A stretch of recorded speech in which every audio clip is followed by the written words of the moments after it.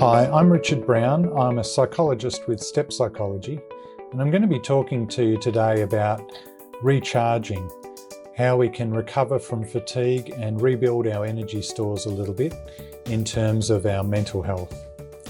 To do this, I'm going to be talking about two broad areas. Firstly, rest and recovery, what we can do in that kind of space. And then I'm going to talk a little bit about motivation, because motivation can give us a bit of a fresh boost of energy. So this first slide that I'm going to present to you is on ideas for how we can give ourselves a bit of a mental calming effect during those times where we might be mentally very highly active, buzzing with activity, worrying a lot, overthinking, that sort of thing. One of the things that can really help at a time like that is to do some heavy intensity physical activity.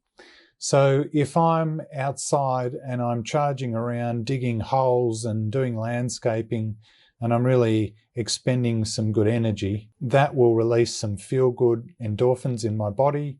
It will work out tension and stress from my body, and because I'm concentrating on something, it will tend to give me a bit of a mental clarity doing something like that.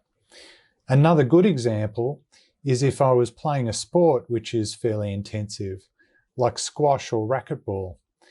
It would definitely give me something to focus my attention on, but it would also do those same things for me physically.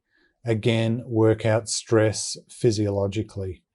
Another good way to try and get a bit of rest and calm of our mind when it's buzzing is to get a massage. But as you're getting a massage, be trying to concentrate really as strongly as you can on the feelings of the massage. So this is all about giving us something to focus on, so that we can let other things go from our mind a bit. Listening to loud music is another way that we can quieten our mind at a time like that. A lot of teenagers tend to turn to this one a bit. You know, they might have earbuds in or headphones on, turn up something that's really beaty and loud, and it gives a bit of an overload of the senses sometimes, which can be quite distracting and help quieten our mind. Having a bath and listening to someone talking to us over a podcast or a talking book is another good way to get a bit of calm and relaxation. The heat from the bath will actually tend to relax us as well, and so that's another good one. A guided relaxation can bring us calm at a time like that as well. And when we say the term guided relaxation, what we're referring to is one of those times where someone is talking you through into a relaxed state. So sometimes people will do that by getting you to concentrate, focus your attention on feelings at different parts of the body. And that is sometimes called a progressive muscle relaxation. Another way to do it is that they might concentrate on visualizations and get you to be visualizing different things. Sometimes we find that one direction works better for certain people than the other, so it's a bit of a personal thing. You can go to an app store, search guided relaxations, download something and give it a go if you want to do that. Also, counselling. Attending counselling and psychotherapy shouldn't be the only place you get a bit of peace of mind, but certainly within a counselling session, we have certain techniques we can use to bring about a bit of calm in people. So moving down to the next level now, what can calm my mind that bit further, okay? So when we're thinking about a time where we're not highly active mentally, we're a bit more at the sort of normal line, if you like, and looking at different ways that can really give us a good amount of relaxation. The first idea I have for you is a mindless walk. Now we can do that in nature, or we can just do that around the suburbs. But walking, trying to pay attention to things through our sense of smell, our sight, taking in the scene, also taking in things like the feeling of warmth that might be coming from the sun on your back and things like that. So a mindless walk where you're just trying to let go of things a little bit. Getting a massage is on this list again, but on this occasion, I'm talking more about getting a massage where you just let your mind go. Don't particularly focus on the massage or anything else, but just try to let yourself let go a bit. Reading fiction is another way that a lot of people get a bit of mental relaxation. Sometimes that's a good one, in the lead up to going to bed. Having a bath is on this list again, but this time around, what I'd say to you is, just try and let yourself go and enjoy the feeling. Maybe that's a time where you might be able to let go a bit of thoughts and just enjoy the process and get that much more relaxation. Sitting in nature is a place where a lot of people will feel a good amount of relaxation and calm. And that might be just taking in, the birds, the landscape, taking in the air. Might also be, say, sitting around a campfire, looking into the flames. That can be a little bit hypnotic and relaxing. A guided relaxation is on this list again, but here I've brought up meditation. Now, a meditation will typically mean that we're either trying to empty our mind completely, or we're trying to just focus on a very broad kind of theme. So some people meditate on happiness, for example, or other things.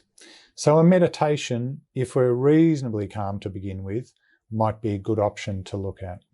Some things we should try to avoid if we're trying to give it a bit of rest and recovery mentally. An obvious one is stress.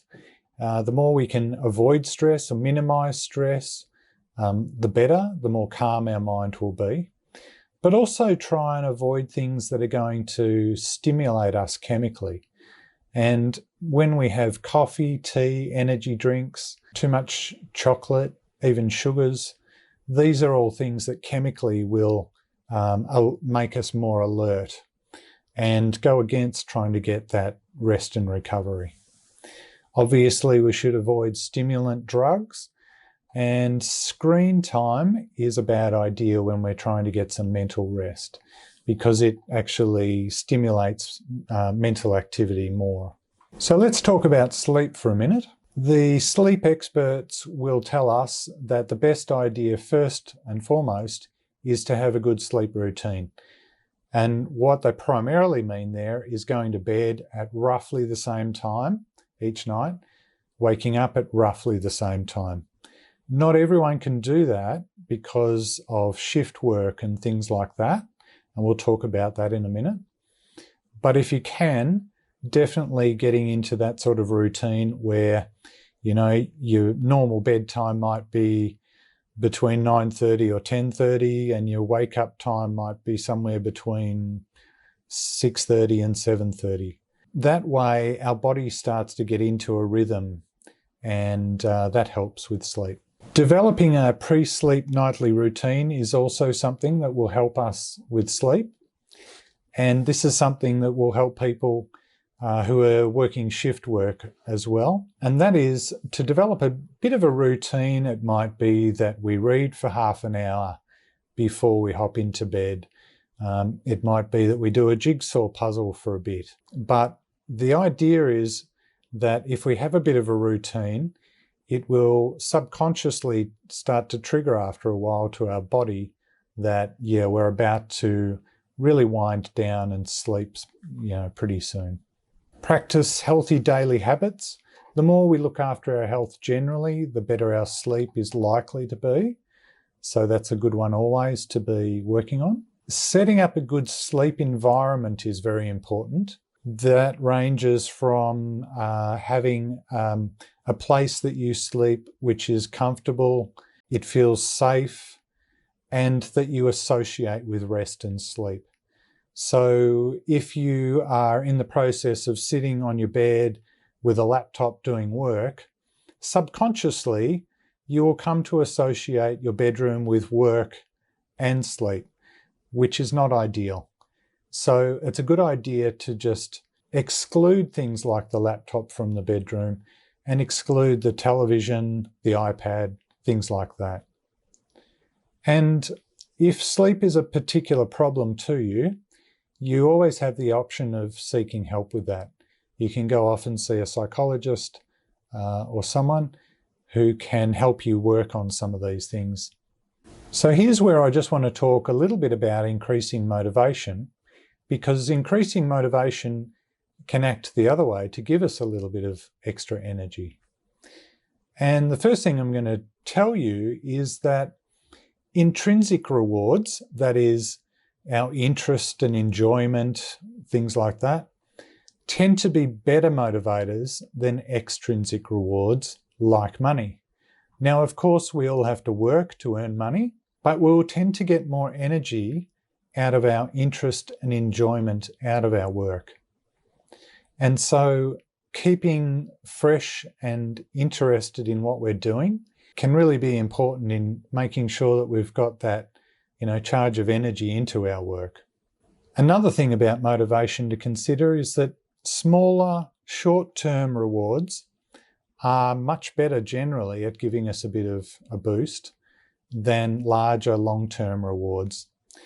And a simple example of that is if I have little kids, let's say they're, 6, 7, and I say to them, I'll give you $5 if you come and help me do this thing outside, they might get really enthusiastic and come racing out and help me.